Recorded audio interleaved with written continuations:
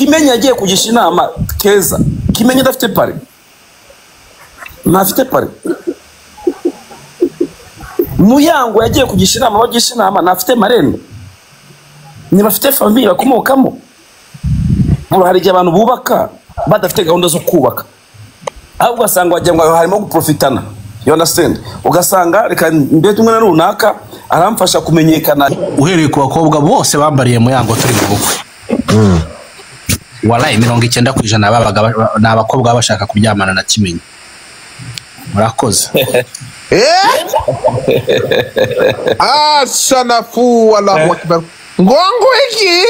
Bamwita no brainer arabivuze. Abakobwa bambariye Muyango simbazi. Uriya mugabo we arabizi ko nabari abakobwa bose bari kumwe bari ko bareba kuriya twari twicaye. Odo wallahi bawo gashaka kumura umugabo we. Kandi ndabizi ko bamufashe bose bamuha. Ewe yatati. Ariko gisinza ibintu byo kujya nanga bamugane kwitwa. Urugabo ruhise ruprofitasiyo ariko mureke mwumve. Sikiza wanaume. Nibura nakandi. Ewe yatati. Sikiza bari ibintu bihimbana bidafite shinge na rugero. Ubona ryari se base tutangire nibura nakandi. Ewe yatati. Ariko gisinza ibintu byo kujya nanga bamugane kwitaba mbona ngiye kwirika n'ubundi ariko uzajya kuwa kane n'usinde n'uburyo ukunda kugenda n'ijoro njya mubwira uza ahantu twakoreye ababiyani nyine ntacyo njyewe iyo umuntu utanze mu kazi dushobora no kuganira iyo hantu twiterera uzaza arimo kuwa kane oya wenda kuwa gatanu cyangwa kuwa gatanu Muyango mahene umustar ibintu bye abantu babireba bidasabye ngo ngakore prank. View yanjye rero nuko icyambere ni nabyo nanditse kuri platform yanjye.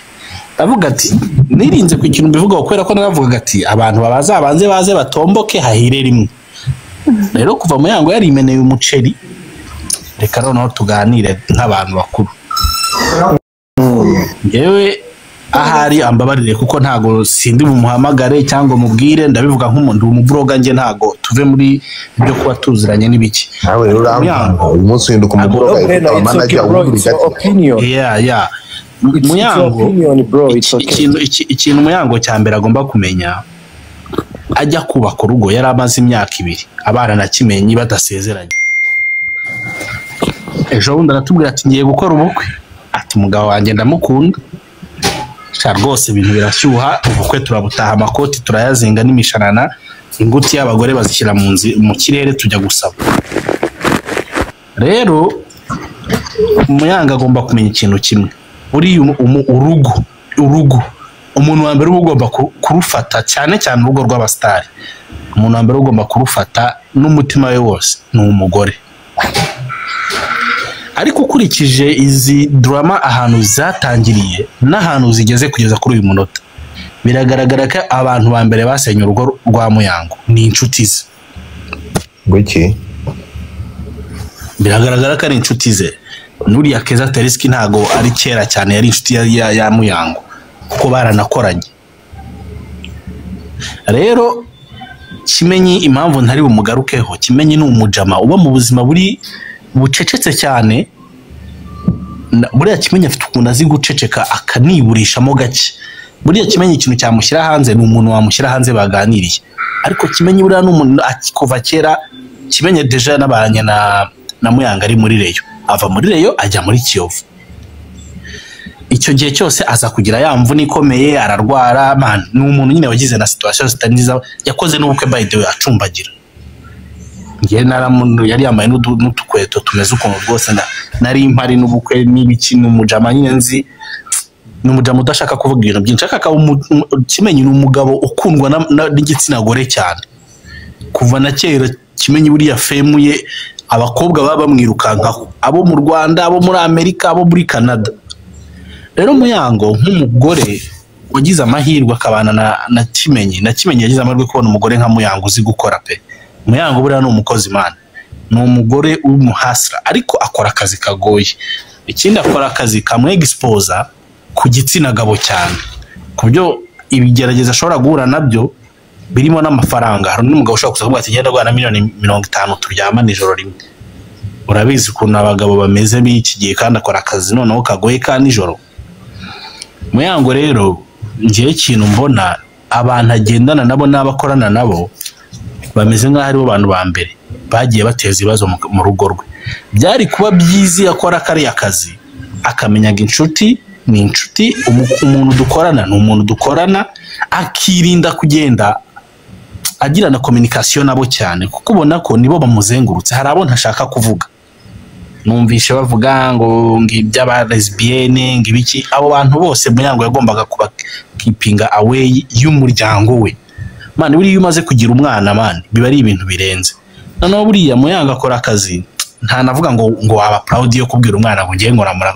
Man, niyo waba hari akazi n'ubukora ukavuga ati no mu buzima busanzwe niyo uri umuganga ntabwo uva ku kazi nguze kubwira umwana wawe ngo ntera inshinge abantu. Oya, hari imyaka nyine biba bisaba ko umwana agira.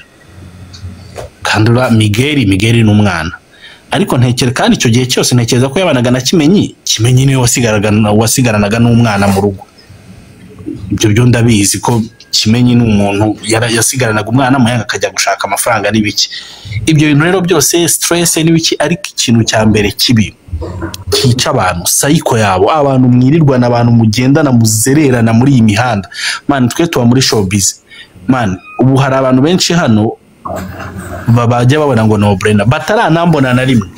Uzimpamvu man twihisha man abantu bakanatubura man. Abanyarwanda n'abana babi n'abantu iyo bakubonye bakuze barakunena bagahera ku rukweto bakajya ku ipantaro bakajya ku musatsi. Urumva biba bisaba nyine kwitwararika. Nabo mubona abastari benshi b'i Kigali bahanzi n'iki man bahora bibereye mu rugo nyine. Noneho ka Kigali ni gatoya biba ari insazi nyine. Biba bisaba kubagendamo wimunyamunya gake. Rero ikintu ntekereza ngiye nabubwira Muyango man narebe mu nshuti ze arebemo niba hari inshuti nzima afitemo azigumane ariko nabona nta n'ikintu zimumari ari ukuza man baza ari kufite inshuti ukumva ngo yaryamanye n'umugabo wawe cyaba ari ikibazo gikomeye man.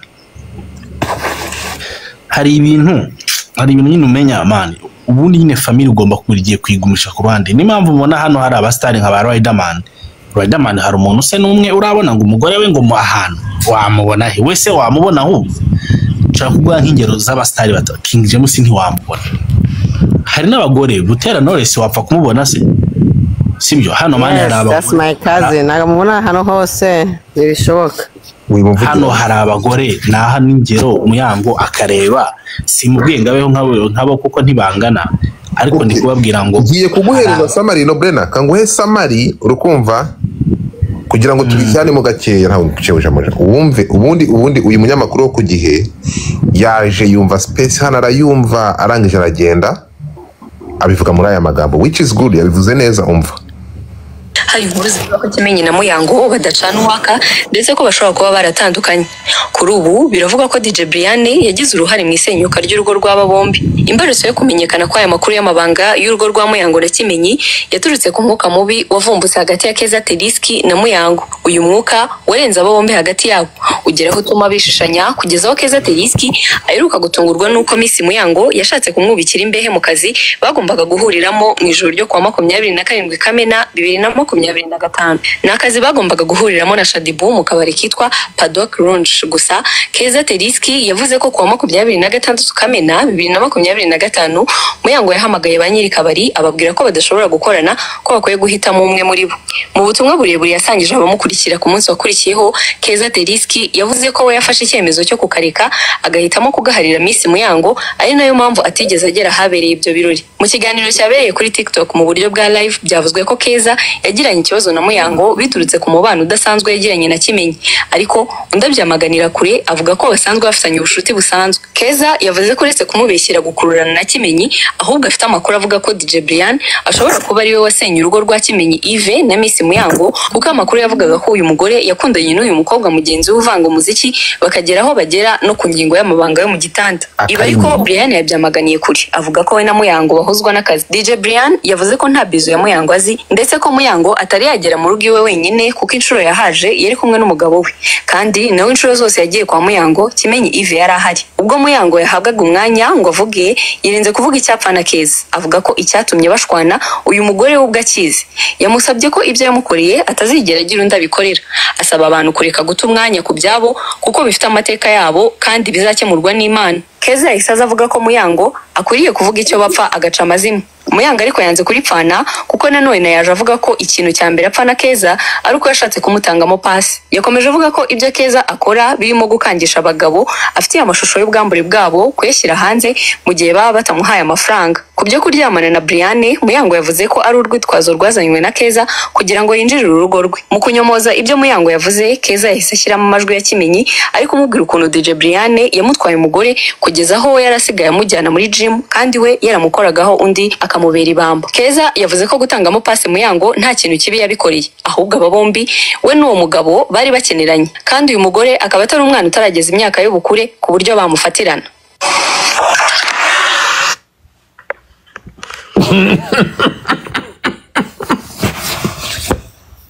Ubwire Bruna, fungura maike yawe. Fungura maike yawe. Boskani vipi? Hebu njoo hapa kwa kidogo. Boskani, hebu njoo hapa kidogo jamani.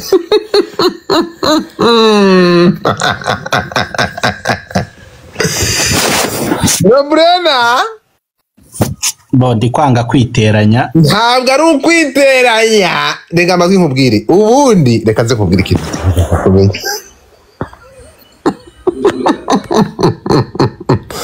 Jamani Boskani sikuangalia. Jamani uko wapi? Hebu njoo hapo kwa kidogo. Ariko hari umuntu umwe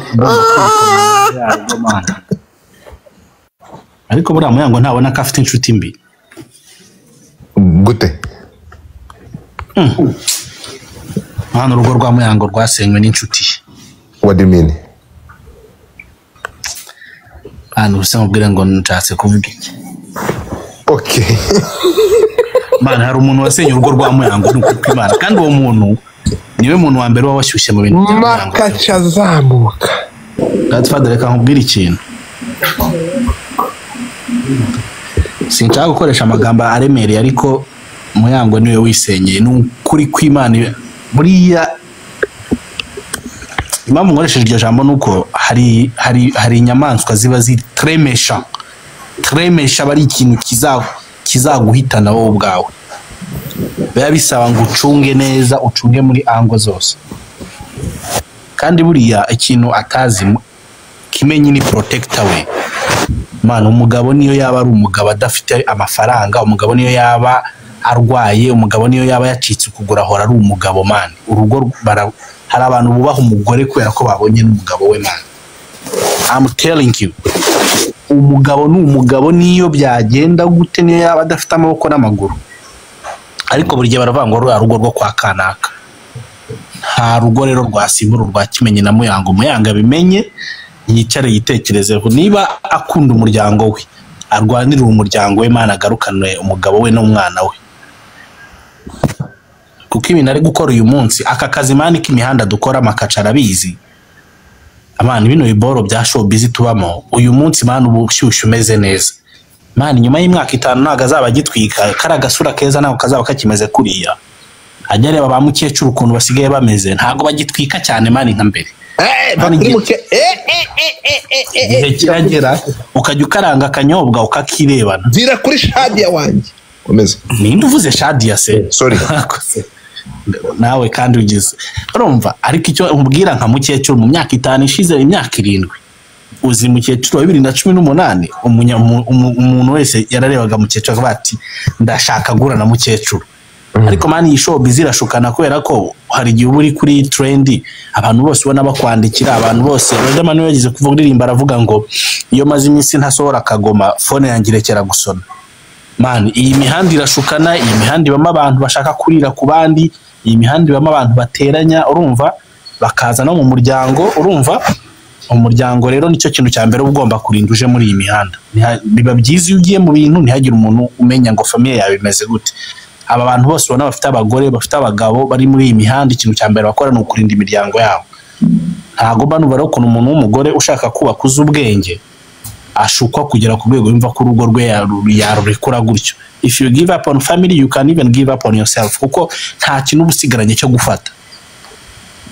Kandi man ubukwe nyine bwa ibintu by'abastari abantu bose barabihururira nyine. Ubu nyine twahuruye n'iki ariko man nyuma y'igihe man wicara kubango rero boro nakoze n'ubufu.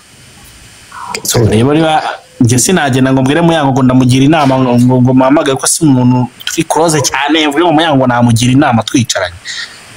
Gusa ndabizi n'umwana mwiza arumva ariko Muyango niwe muntu wa mbere wo gusubiza bino bintu mu murongo, kuko buriya Kimenyi kuri uyu mureba man Muyango yitwaye neza na Kimenyi yajya ku murongo, ariko Kimenyi buriya ntago yajya ku murongo Muyango atari ku murongo ngo bikundi. Rero nyine nahabo ho kubireba tu nicyo navugaga ubwo nabandi wabaha ijambo. Reka babwire nimuza gusanga ngende kubabaza nimuza gusanga ko Muyango ari gusohora filime musanze ingi ari plank. Gatfada harakari kamwe nshaka kububwira nongeraho nkahita nceceka noneho. Noneho uhereye ku bakobwa bose bambariye Muyango turi mu bukwe. Wallahi 90% babaga n'abakobwa bashaka kuryamana na Kimenyi. Murakoze. Shanafu Allahu Akbar. Ngongo iki? Bamwita no brain arabivuze. Abakobwa bambariye Muyango simbazi. Ubundi Muyango nawe ameze nka nawe niba ari ukujagarara simbizi. Muyango ubundi yakagiye agatura nk'ibugesera inyuma ho ngaho akajya afata imodoka akaza muri Kigali aje mu kazi yasize famille. Uriya mugabo we arabizi ko nabari abakobwa bose bari kumwe bari ko bareba kuriya twari twicaye. Odo wallahi bawo gashaka kumura umugabo we. Kandi ndabizi ko bamufashe bose bamuha. Rero hano uri hari ikintu turi gukwepa no Brena. Muri gukwepa ahangaha dufite umukobwa bita Triska muri gushaka gukwepa cyangwa kubinyura uruhande. Uyu nguyu yacumitaga Kimenyi urukunyumva, ariko noneho akanahereza Muyango pase yindi, yarangiza agahita ajya kubwira Kimenyi ati dore bamwishyuye 300 bari kumucumita. Kimenyi nguyu dore va ku giti dore umuntu. Niko kuri yicaye ni moto. Sikiliza nukuvuga ngo ahangaha story kundarege ibintu ntabwo tugomba kubireka none ntabwo iyi story twayireka kuko reka nze subiri ni explanation. Nukuvuga ngo hano Triska yafataga Kimenyi urukumva Bosca byagendaga Triska we yafataga Kimenyi. Reka wumve Triska agira umutima mwiza man. Umva hano ko byagenda. Triska yafashe Kimenyi nani Muyango amuha pase ku mugabo bita Jado umucuruza. Apana Jado s'il te plaît, ntabwo ari Jado w'isibo, apana boss wa Muyango nundi. Umva ko byagenze. Uyu ni Muyango na Jado muting aho gato. Uravuze cyangwa uvugisha? Wamvugisha nta kibazo. Amakuru y'iminsi meza wowe bitese? Nanjye ndaho. Narabuze wakomeje kumpamagara ariko hari igihe umpamagara ndi mu kazi nabuvugisha. Nzekana. Yego. Ariko ahandi wari umeze neza. Meze bon. None se nshaka ko tuganira ariko mwanjye nawe nakubaza nimba nta kibazo. Nashaka kukubaza ariko turatanze nawe turahura ukama amafaranga 300 muri rimwe akagucumita. Ni ukuvuga ngo hano Keza yagiye kubwira Kimenyi ati hari umugabo bita Jado yahaye Muyango 300 aramuryanije mutanzemo pasi. Aha ni ukuvuga ngo Kimenyi yagiye kuririra nde Triska aramubwira ati Triska ubu turi kuvugana amapine arabyimye kuko maze nk'amezi 2 ntagira gute ntakamura. Triska aravuga ati wamburanye iki? Nyegera ngiki ni icyawe igikoma icyayi cya mukara abagize gutya kwa kundi Kimenyi noneho ari gukora transaction urukumva aravuga ati n'impamvu abikora niyi hari uwitwa Jado niwe usigaye umukunguta ejo bundi Kimenyi yamuhaye amadolari 300 amwicundebaho kweri ahangaha Kimenyi nubwo bari bamaze kumukorera simu swap bamaze kumuruhura yavuye kwa Triska amaguru adakora hasi urukumva ahita agenda no kumugore aravuga ati Muyango unyimaga pipi ukajya kugahereza abantu baguha amafaranga Muyango ati ibyo nibiki ati umugabo wita Jado ntiyagucumise ejo n'agaguhereza 300 Muyango aravuga ati ibyo nibiki ayo makuru yakuye he ninde ukubwiye ibyo bintu Kimenyi ati mbibwiwe nande na Keza ariyo mpamvu Muyango azavuga ati wa mugore w'ubunyamaswa wankoreye ahanga uyu Jado umuntu wamuhuje na Muyango ninde ni Keza noneho hano Kimenyi avuye kwa Keza amaze kumubwira ko Muyango yacumitanye na Jado kandi yamuhaye 300 Kimenyi akaza kugurukana Muyango yafashe telefone ahamagara Jado nibyo mugiye kumva ati nibyo wampaye 300 nyicundebaho umva umva story murazamo kumva hano Keza ahurira nabyo umva neza amakuru y'iminsi neza wowe bitese nanjye narabuze wakomeje kumpamagara ariko hari igihe umpamagara ndi mu kazi nabonye nzekana yego ariko ahandi wari umeze neza ameze bon none se nshaka ko tuganira ariko nkanjye nawe nakubaza nimba nta kibazo nashaka kukubaza hari ubwo twatanze nawe turahura ukama amafaranga 300 muri rimwe ngaho ukabyarana ndabaye umbwire nyine nk'umugabo nanjye urumva njye ndi umuntu uvugisha ukuri reka ibyo se byigeze bibaho ntabwo byigeze bibaho basi twe twanahura basi tukaza no gusangira nta nukuri reka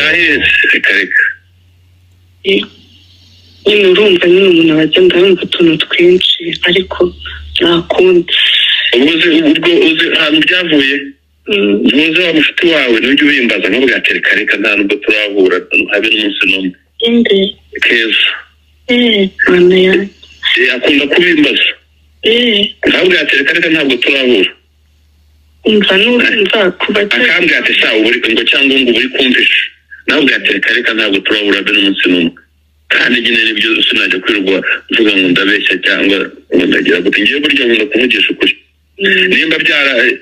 nimba warabyumvisha ubwo nibishobora kuba ariho byaturutse kuko ajya ambwira ngo naramwishe n'ubwo reka umuntu ndamuhamagara ntanyitaba ntabwo twigeze turana rwose kubera ko cyane nyuma ukimara kumpa akazi wumva yari yambwiye nyine ngo muyobye amafaranga ayamuha urumva nacyagenda ndi muri salo arampamagara arambwira ngo agiye kugushyira kuri konferanse ngo hari udufaranga yari akeneye barambwira ati mubwire kuri muri salo nyine wohereza ubyuka wohereza amafaranga ndi muri salo angahe 50 mbaye 70 hafi ahita mbwira nimwohereze nyine ngo yakeneye 30 ndayamuhereza na message ndazifite kuva icyo gihe ngakeka nta wundi urampa amafaranga cyangwa ngo tuvugane njye nawe reka hari n'ikindi gihe ahubwo wari wagize anniversaire y'umwana nabwo reka rero ngese ariko mbwira ngo tujyane nabwo ati ngese ndi bujyane ahubwo reka muhamagare bene nimba n'akantu mwohereza wanda byibuka ko wampamagaye guhamagaye banza utaritabye icyo gihe ariko arambwira ati ngiye nimwoherereze ngo agure akantu k'umwana ajyana nabwo ati umunsi umuntu utari kunyitaba urumva ari ngombwa ko nabyohereza ndiragenda mbeshyira nyine ngo yampaye rimwe ngo y'umuntu ngo 300 nyine nakundi hanyuma rero njye ntabwo nkunda ibintu byinshi umwiherere ubwo ngira ngo mubaze nyine oya ntabwo nanjye sinkunda amazimwe ntabwo najya mwayo mazimwe gusa urumva ababivuga nawe nyine ntazi ibyo ari byo urumva kubera yuko yabonaga dusa nkaho dusigaye tuvugana we n'ibintu yimajinye birabo kuko nanjye yarabimbajije ambwira ngo nyisigaye ngo yampaye pasi navuga reka ati umuntu tutajya tuvugana ntabwo anangamo pasi we iyo pasi arayanze we yakitanzemo iyo pasi icyo abakobwa b'ikigo bashaka gufata umuntu wamugire nk'injiji cyangwa ikigoryi none se uko atambwiye ko ntanzemo pasi ko atambwira ati muyango muhuje n'umuntu njye yambwiraga ngo mubwiriwe akahita amuha amafaranga atambwira ati ugiye muri pasi basi ngo mbimenye mbe nicaye mbizi ahubwo akaba ari wowe wabibwira nta kundi wiburire oya ibintu nk'ibyo bya ahantu haba hari abantu benshi cyangwa umuntu agendana n'abantu benshi utuntu nk'utwo tutugamba ntitwabura kandi iyo uri umuntu ukuze ibyo nta n'icyo byanagutwara uba uzi ko ari ibintu bisanzwe bibaho cyane cyane ko uba uzi ko nta byabayeho biba ari byinshi umuntu ahura n'intambara nyinshi ariko kwibuka ku isi ni intambara no kuhora turwana intambara ahandi se umeze ute ahandi ndaho nyine ubwo kwa mbere ntabwo njya nkora nari mvuze ngo ndabyibutse ndavuga reka muhamagare mureke mwumve abagabo murebe ukuntu baganiriye neza mureke mwumve iki kibwa bikubazaho urumve niba hari n'ikintu bizo none nanjye ndumva ntacyo bizi hose ntacyo ariko urumva aho byaturutse nibura nawe urabimenye kandi usanze ko ari ibintu by'ibihimbano bidafite shinge na rugero ubona rero ryari se basi tusangire nibura ntabwo kandi yataje ariko gisimba ibintu byo kujya nanga bamugane kwitwara uru rugabo ruhise ruprofitasiyo ariko mureke mwumve sikiza wanaume nibura ntabwo kandi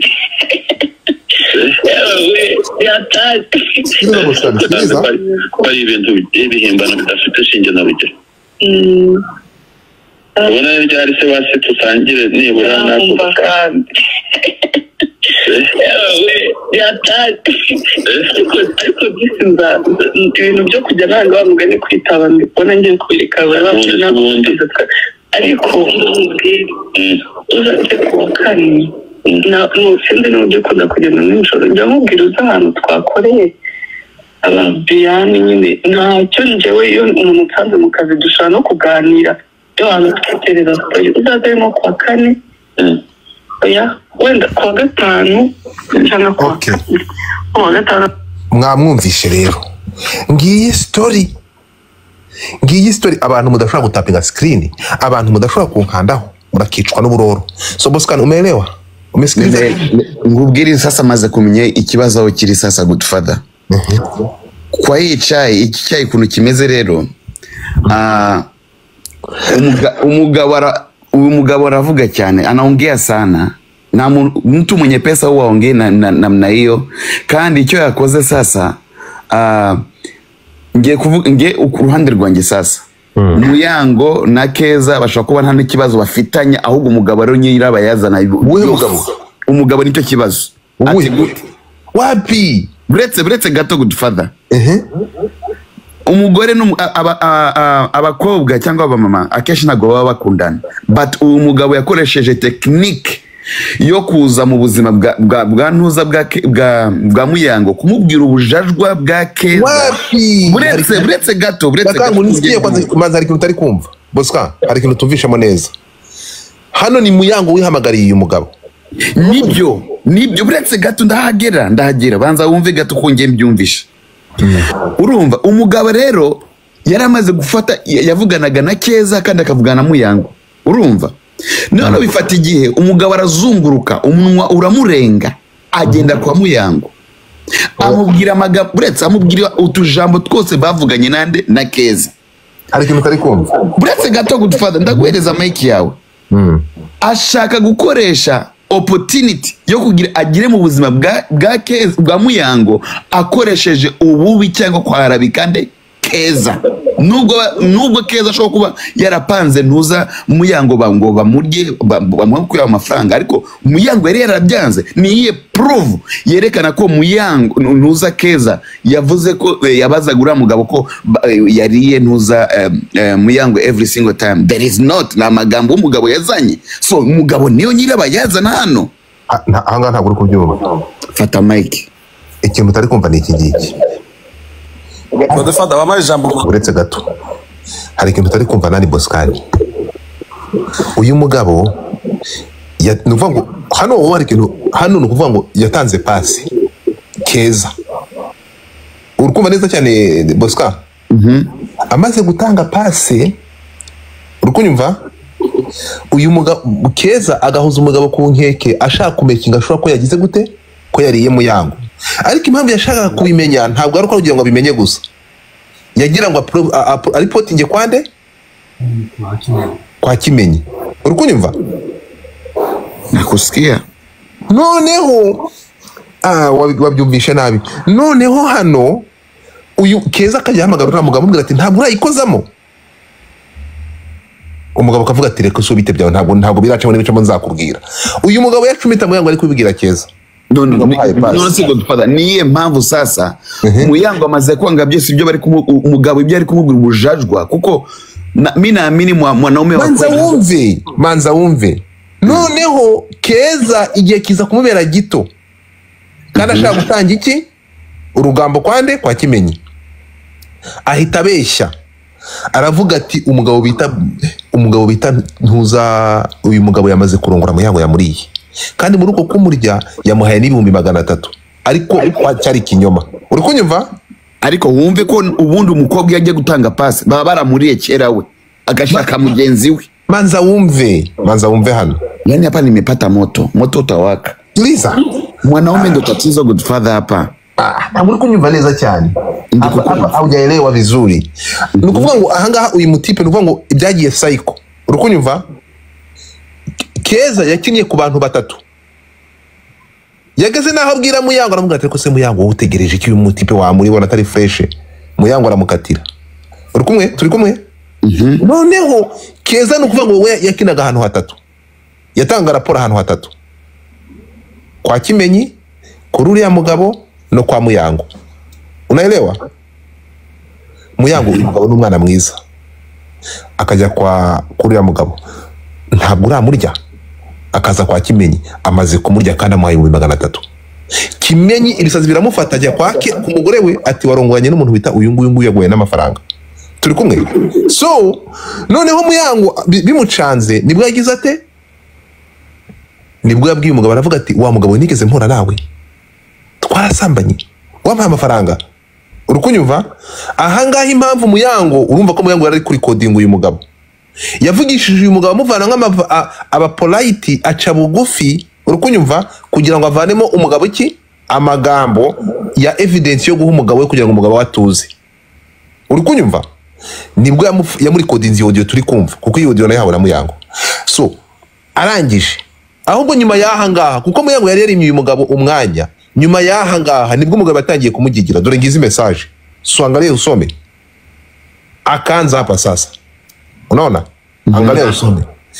Kwa nini uende saloni mwenyewe nitakulipia rekaze tusome. Ariko kubera iki uretse ngusomere ufite akanya uvugishe. Hello arongera hello ntiyamusubiza. Twavugana reka da. Ariko kubera iki wijana muri salo uje umbwira. Urabizi ko nkwemera. Muyango aramusubiza aya salo sinayabura. Nta kibazo murakoze. Ndabizi ko utayabura ariko numva naguha keya. Urukumva? Umugore undi mugabo bro abagabo b'Kigali nimbwa. Nikuuliza kitu Godfather. Hizi messages zimetoka kwa nani, kwa mwanaume? Hizi Muyango ndiye alinipa. Hizi ni message ni Muyango wazimpaye. Avugana nande? Na wa mugabo. Ikibazo kiranga Godfather. Manza wumve. Sijamaliza. Acha nimalize hizi message. ndikumva nakubita uriya mugabo agapasi mu mutwe akavuga ibyo yahisha kubera ko arashaka gukoresha opportunity ya Keza kugira agere kuri Muyango end of the day. Sasa byanze uyu mugabo reka nkwereke manzi urebe hano Boskani wamaze gufata side utarumva point neza numara kumva point urabyumva neza ntega amatwi wumve hano uretse gato reba hano uyu mugabo Muyango yamwimye umwanya urebe urona no ko yamwimye umwanya completely yaramukatiye. So uriya mugabo kubona Muyango amwihamagariye urukunyumva sisi yuko mnasikiliza Boskani nakusikia umugabo abonye Muyango amuhamagaye kandi yararamwimye umwanya wo kumuvugisha umugabo yagize gute amelopoka yashatse kuvuga no kumwikundirizaho urukumva nibwo kumwandikira ibi bintu Muyango urona ko yarira muri Yesini kugeza aho Muyango akimara kumuvugisha amubaza ibyo bintu wabonye ko ikigabo cyarangije kivuga ati none se wakwemera tugahura tugasangira none se niwumva bado mimi ningali pale Godfather urabona ibintu nk'ibi unatakiwa utume jicho la tatu kurushijisho rya gatatu byo kureba kure. Muyango na Keza walikuwa ni marafiki buri abamama cyangwa abakobwa bari hano baraza kumbwira ikintu. Iyo umukobwa atanze pasi bivuga ko pasi ugiye gutanga wowe niwe batangiranye kera barakuriye kera none utanze pasi kundi mushuti wawe. Sasa basi gahunda yari kugambanira Muyango hano noneho uriya mugabo ahinduka Keza no kugira igire mwiza kuri Muyango agenda afunguka avuga ibintu byinshi byerekeye kuri Keza kugira Keza arabikwe namara guharabikwa rero bibe bimworohere kugira kwinjira mu buzima bwande. Ntabwo uyu mugabo yabeshe uretse gato ntabwo uyu mugabo yabeshe Keza impamvu atabeshe urayizi bariko so kwanganye bakaca umuntu tumwe gusa gene ushaka wakwihanganye gato Boskani ahangaha ikintu point nta kintu yabesheho Keza ni iki uri kubona kimbwire uyu mugabo. Okay, ikintu kiri hano nuko kumanina wallahi Godfather kuna watu wanaondolea hapa haraka sana kama huu sielewi yani anaongea vitu gani hapa nitakuja kumpiga kichwa. Uko na uwezo tuumura masi umeshaona so anataka kunitoa kwa kufocus haraka sana mtoa tu mbavu broke.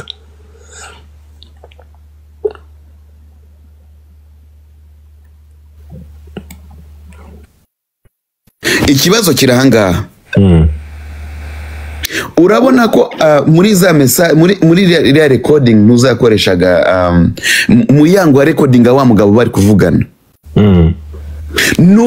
nuko uriya mugabo yaramaze igihe kirekire avugana na Keza agafata amagambo akatwarira umugabo wa Muyango. Utari kumva nawe Godfather utanielewa wenda umeshachukua wallahi ni wowe wamaze gufata side ntabwo uri kubyumva neza. Ikibazo n'umugabo hano umugabo ni guteranya abantu na niyo mpamvu ari gukoresha ingufu cyane kugira ayinje mu buzima bwa Muyango. At end of the day nuza gahunda yabo ite irangira kuko nibyo ari gushaka. Hawezi ukanielewa bro, ni pagumu sana kwa hii chai ni ngumu sana, inahitaji utumie akili zaidi uweze kuelewa hapa. Tatizo ni mwanaume anatumia nguvu zaidi. Tuve kuri uyu mugabo. The point. Uretse gato yale tuve kuri uyu mugabo. Wallahi Boskani, urumva? Uyu mwanaume hana tatizo lolote. Utaramuvaho wamaye umunota umwe. Okay, ngavuga twumve. Boskani utakuja elewa. Komeza twagiye ba. Nshaka kuvuga kuri kino kintu sibyo twese ngiye kuvuga nk'abantu b'abagabo ngiyewe ndi mariye ntago nzi Boskani niba ari mariye ariko wenda bizi ko utari mariye wa musenze subiye niko nari ngendo batsegenda gahabirwe banze mve gato none katugana nk'abantu b'abagabo bubatse sibyo ngiyewe Bahati ndamutse bamaye pass umukuka kama pass nkagenda ibyo tukavuganye nkabikora nkabyubaheza amafaranga yamuha tukaryana bikarangira hacaho nk'iminsi runaka cyangwa se kutunkoze byo guca mu gahoro nkabona call iramagaye munyumve neza ikambaza ngo call imamagaye ari yo mukobwa twaryamanye na haye n'amafaranga igahita ibaza ati Baha koko wigeze turyamana uranyishyura ndi umugabo simbaje icyo kibazo none umugabo wari wese afakajya numvishe ko imbazi icyo kibazo kandi imbazwa n'umukobwa twaryamanye twagenda imbere urumva nabura make ubwenge kujya mutavuga ati yego twararyamanye ndayaguha cyangwa ngo bagute cyamubwenge nk'umugabo ngo batasabye ibyo se bivuye dutekeze nk'abagabo ntabwo uriya mugabo kwakira koro ya Muyango imubaza ibyo bintu bro nubwo baba barabikoze nubwo byaba byarabaye ntabwo uriya mugabo yari kubyemera nk'umugabo wari wese ntabwo umugabo wese yapfa kwemera ngo ku telefone nakubajije ku telefone gutya gusa ngo njye nawe twararyamanye mu mafaranga nubwo twaba twarabikoze nta mugabo nyamugabo icyo kintu wacyemera icyo kibanzo cyumve tugaruka noneho kuri Tereske na Muyango baraziranye bro baraziranye nizo diri zo guhana amapase byanze ukunze bazikoze kenshi cyane gashoboka kuko ntabwo Tereske ashobora kubwira uriya mutipe ateka ngo pase ya Muyango narangiza akaza kwa Muyango inbox kamwe atura mugabo mugigira araguha amafaranga badasanzwe izo diri bazikina badasanzwe bamenyeranye badasanzwe bavugana you understand ngera mu gusoza umuntu abanyina gusabye nubaha igihe nuko ikibazo ntabwo nge nyibona kuri Keza Tereske ikibazo si nyibona kuri bari abantu bose bashamikiye kuri iyo nkuru ikibazo kiri hagati ya Muyango na Kimenyi bose batigeze bagira commitment yo kubaka urugo rwabo umufaransa navuze ngo remire aux les oreilles nibikuta birumva kandi ibikuta biravuga iyo ikintu cyarenze icyumba cyanyu ngiye sinubatse se iyo ibibazo byarenze mu cyumba cyanyu inkuta enye zigize icyumba cyanyu kikarenga kikajya hanze icyo gihe mutamwirengera ibizavamo byose ikibazo si Tereske ikibazo ntabwo ari bara DJ Brian uko buri kuvugwa ikibazo kiri kuri Muyango na Kimenyi bemeye ko ibintu byabo bubwa badagomba kubihandoringa cyangwa se mabyanze babijyanye mu miryango ahubwo bikarinda bigira hanze Kimenyi no umuntu umugabo wo kujya kugisha inama kuri telefone Tereske urahamagara umukobwa ukamugisha inama ku rugo rwawe bro ibyo bintu numva bibaho icyo gihe wishize hanze kuko cyo cyangwa ejo bundi bizajya hanze kandi ni no kuri telefone nangwe na face to face omwe muhamagara mwanda gushaka muhure ahantu muganira kuri telefone ukabwira umuntu ukamugisha inama kwiki ngiye mu notanje warongo nikomereza akintu ngiye nta side nafashe Tigo tufunda mpige makofi Bahati nawe namukubitira yafashe wallahi mpige makofi mungavizo barakubeshya ntayo namukubitira turimanganyije araducabiranije aragiye araduhubika ariko kazi mu wale cyane ngiye nkubwije ukuri ariko nk'umugabo wubatse ngiye ndubatse ubyibuke neza imyaka igiye kuba 3 ba Muyango bakoze uko nyuma yanjye ariko birababaje kuba nta mwaka baramara bro bakoze si mu kwambere babukoze hari so birababaje rero iyo ikintu cyarenze umuryango this is a family issue bro this is a family issue umugabo n'umugore iyo bibananiye bahamagara famille zabo niyo mpamvu mbere yuko mukora ukwe mu byumvikana mwembi mwarangiza mugahamagara famille zanyu mbere mukazibwira ati twebwe dufite gahunda yo kubaka urugo mubwira famille ntabwo mujya kubwira karubanda ntabwo bwa social media aho ngaho ni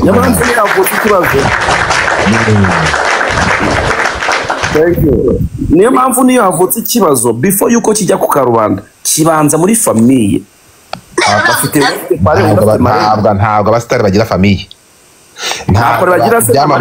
ntabwo ibyamamare ese mwazanye boregora ari he muzane se muhungu se muri ntabwo ntiyakoze ubukwe ntiyatandukanye n'umugabo okay twagiye komeza urumva icyo navugaga se no kuvuga ngo rero niba ufite pare undi akagira marene abo bantu babayereho iki mufite mama mufite famille mukomokamo zagize bagarira mu makwe mufite abantu babasabiye mufite abantu benshi mwahamagara mukababwira ati dufite ibaze bimiri iyo biraniranye hari n'abasiga bifashisha noza abakansara bakajya muri abantu b'abakansara bakaba ati mutuganirize muganize famille bakagenda bakishyura abakansara bro kangwiza ukuri nta rugo rutagira ibibazo nanjye n'umugore wanjye umva zirara zishya pe zigahondana ariko tukamenya ko tugomba ibibazo sibyo ibibazo rero biguma mu cyumba cyanyu muri za nkute cyumba iyo bivuyemo bijya muri salo ntabwo bihagera ari abantu babiri bagiye kwicara ngo biganireho bijya muri salo harimo pare harimo marene harimo famille y'umuhungu famille y'umukobwa bakabiganiraho ariko kuko bo bakomeje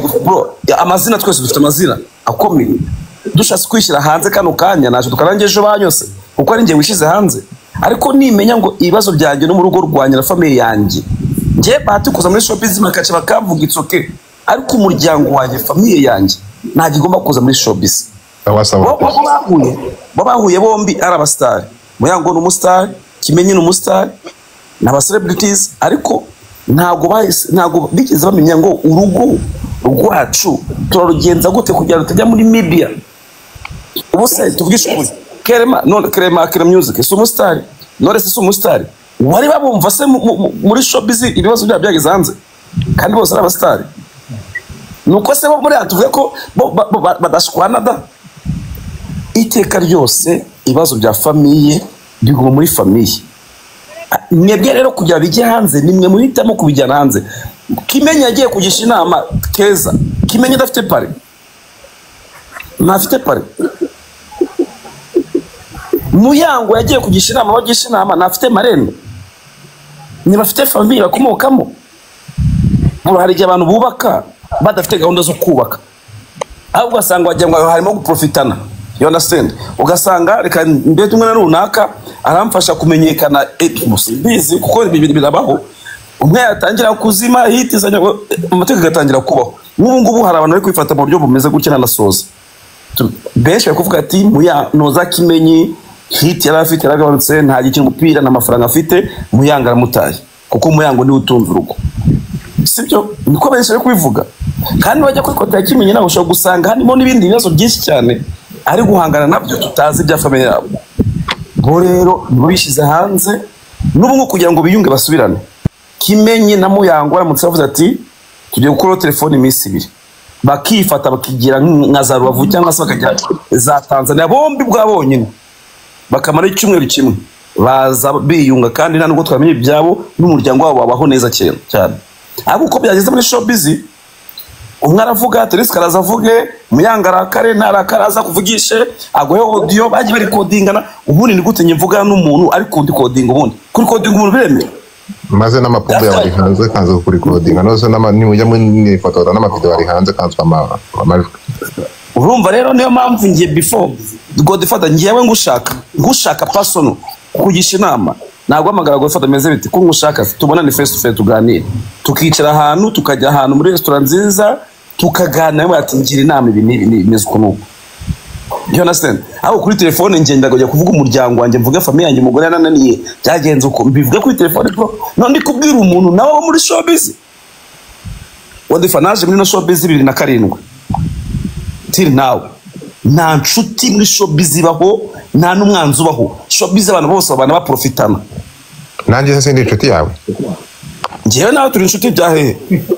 Ubu ngubu ikibazo cy'umuryango wanjye kano kanya mfite urakizi? Manuka ndakizi nyine, ntabwo uri indege ngo ugende, no si ikibazo gikomeye. Utagenda ntabwo wakabaye waragiye imigende cyashize, impamvu utagenda se? Ndayizi siyo mpamvu asubiye kujya gusenga, ukava muri filime mu nda yambaye ukajya gusenga kwa Minyoni. Noze ngo bizatuma ugira naho dukomeze kwa Muyango nsimbuke. None abandi barabashipinga ntabwo bimara kuki utaragiza ninza aho uzaza nabyara muri Canada nyine bazombi muri Canada yisubiyeho no sense ninza wasubiye kwa Minyoni kugira ngo usenge Imana yi ninza muri Canada nakuzambaga ntaho uzagiye gutese ko yisubiyeho. Urumva raramutse aba yarisubiyeho mukaba mutabizi nibanga ryanjye azi famille yanjye uzabimenya. Muyango se byahise bijya hanze cyangwa twabyamenye wese Muyango ngo byahise biza amace makaca yashaba Muyango man ngiye kungiza ukuri baramutse bicaye Muyango na Kimenyi bonyine bakaganira bino bibazo, abantu bose babirimo bakabashira ku ruhande bo bakicara bo ubwo bakaganira, ikibazo cyakemuka bro. Ntibishoboka.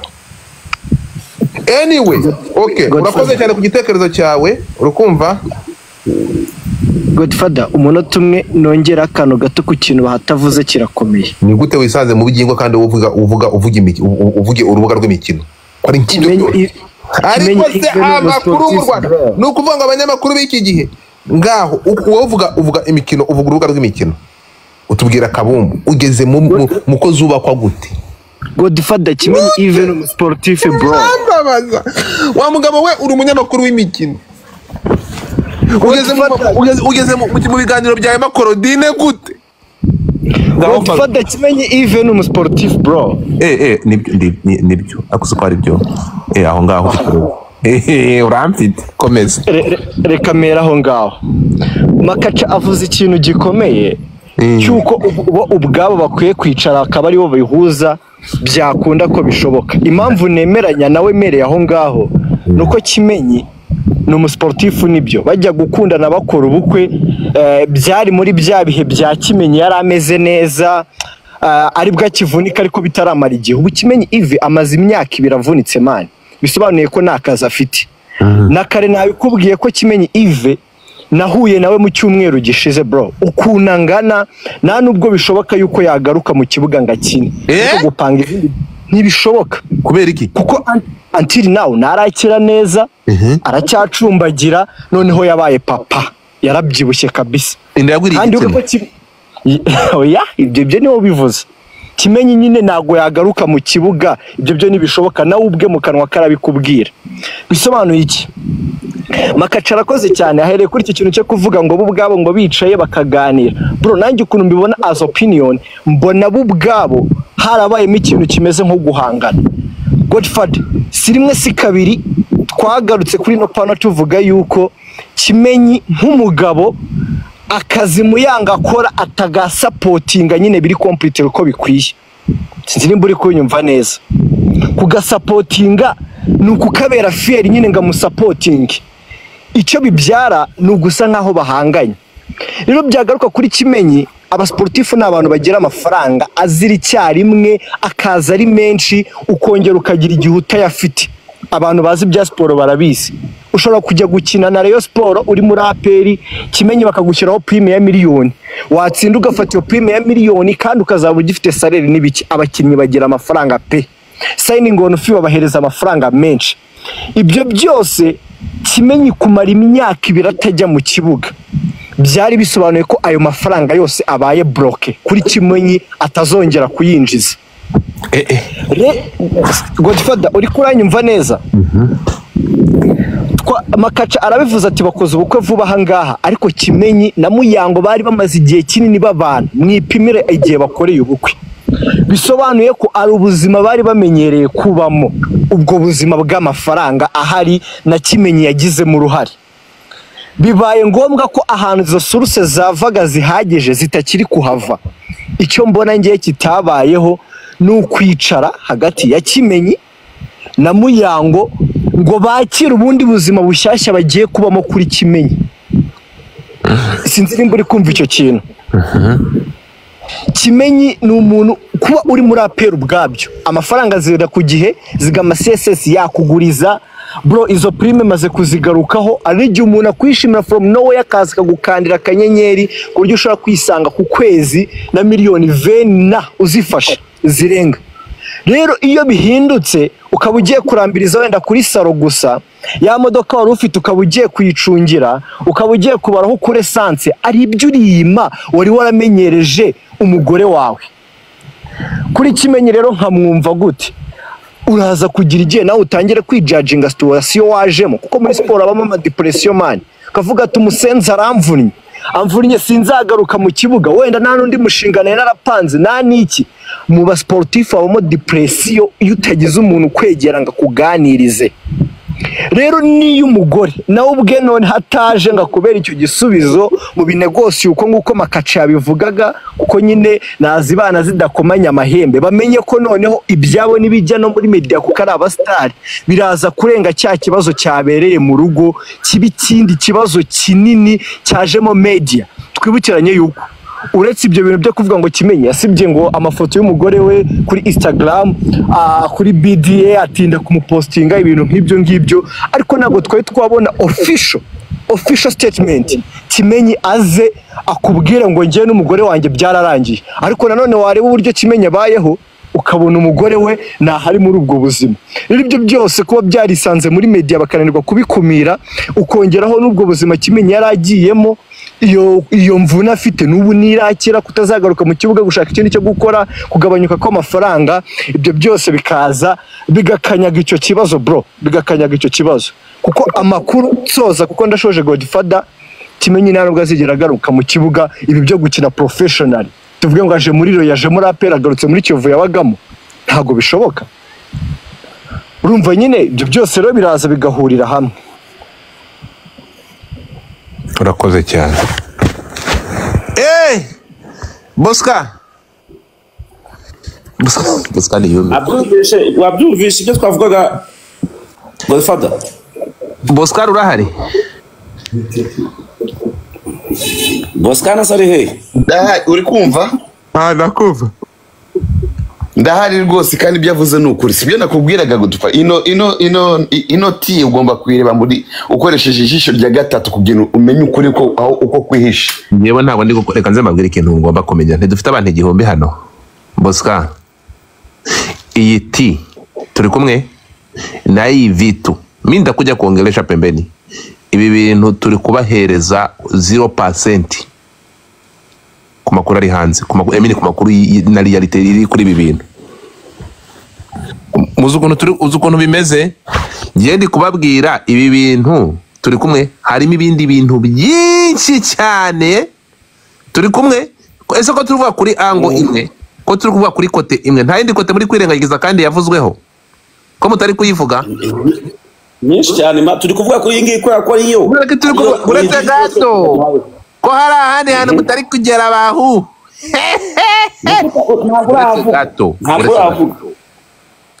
Hari indi kote mutari kuvugaho kandi ntabwo muri kwirengagiza. Hari indi kote hano. Hari umutipe wambwiye, urimo kunyumva hano, nabwiye umukobwa arambwira ati Godfather uraho neza. Arambwira ati none se Godfather, abakobwa nitwe dusigaye dufite amafaranga, n'abatayafite barashaka abasaza bafite amafaranga. Ngiye kukugira inama, abahungu ni murongorane hagati yanyu.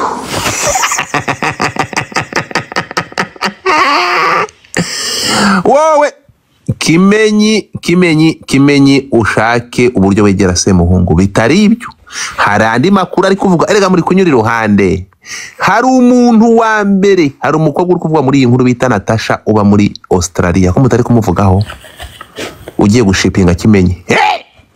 Babyaranye impanga. Haleluya! Ibintu ni byinshi. Hari amakuru atari kuvugwa hagati y'igitsina cy'abagabo cyariye dodo n'ururimi ni ikihe kirongora neza ku bakobwa b'i Kigali uyu munsi. Haleluya! Ibi bintu ni birebire, urumva turi kujyana. Kuna mengi kuhusu hii mambo.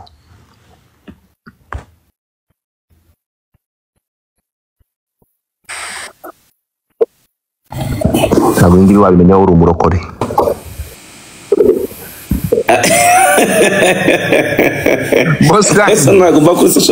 Bosca ni kuna mengi. Umuntu wavuze neza cyane ni umuntu mukanya uvuze ngo nani Nobrena wamwumvisha nani Bosca? Ukimsikiliza Nobrena ndio utajua ukweli uko wapi. But mimi kwa upande wangu mpaka sasa hivi niko upande wa kuona kwamba Dekeza sijaona kosa lake zaidi, japo ule yindi nta kundi kuntu wabivuga kandi hapo na mimi kabisa. Uretse gato nani uretse aho ngaho rero, uretse gato aho ngaho nuvuga ngo Keza nta makosa ye afite nani Boscani, uratuma dusubira inyuma turebe Keza iyi nkuru arayiza mate. Uzanayiziramo nani umusa? Keza ntabwo ari ubwa mbere yabagiranye ikibazo n'abakobwa bakundana na Kimenyi. Bivugwa ko uwo bita Didi Doro, niba ari Didi Doro, wabanaga na Keza mu nzu, yashwanye na uwo nguwo. Didi Doro niwe ex wa ntuza wa Kimenyi. Uyu nguyu yashwanye na Keza, ndetse bibanangombwa ngo kuba bashwana, umwe ariruka aramuhunga turokera Uganda. Ibi ngibi uravuze ava mu nzu. Ibyo bintu birambure ngo birambure babaraga mu nzu bagatandukana. Bapfuye iki? Bapfuye umugabo ninde? Kimenyi. Hanyuma bose hari mu buhe mwaka? Ntago muzi. Boscani, ikosa ridashobora kubaho no guhanaguraho Keza amakosa muri iyi saga, kuko nukuvuga ngo Keza n'umugore wa Kimenyi kurusha Muyango, kuko Keza z'uburyohe bwa Kimenyi mbere yuko Kimenyi amenyana na Muyango. Urukunyumva? Ahubwo ni gute Keza yisanze muri saga za Didi ex wa Kimenyi, akisanga muri saga uyu munsi akaba akiri kumwe na Kimenyi, ahubwo we barakundana. Umugore mukuru. Keza ni umugore mukuru kuri Kimenyi. Ariko ikintu mutumva, niba Keza yisanga muri saga za ex, bivuga ngo Didi yajyaga ku kazi ngo Keza agasigara yicundeba kuri Kimenyi. Ahubwo se nukubereka abantu nk'aba ngaba batarongorana ngo bashakane bakuru bukwe. Urukuri nani Bosca? Ntabwo Keza yava muri iyi saga, nta nubwo ngo ntabwo ayirimo, kandi yaratanze. Kimenyi yagiye kumuririra. Ndashaka ubyumve nani Boscani. Kimenyi yagiye kuririra Keza. Ati urabizi? Ati oya habaye iki? Ati Muyango nsigaye mukora hakikunja akaryama amapyisi ntabwo akimpa. Ataguha iki? Umupuri. Ati wa musenzi we ntawe mfite ngewe ingo hano. Urwo kunyumva nani Bosca? Keza avugana na Kimenyi, uretse gato Kimenyi yagiye kumuririra ko Muyango atakimuha.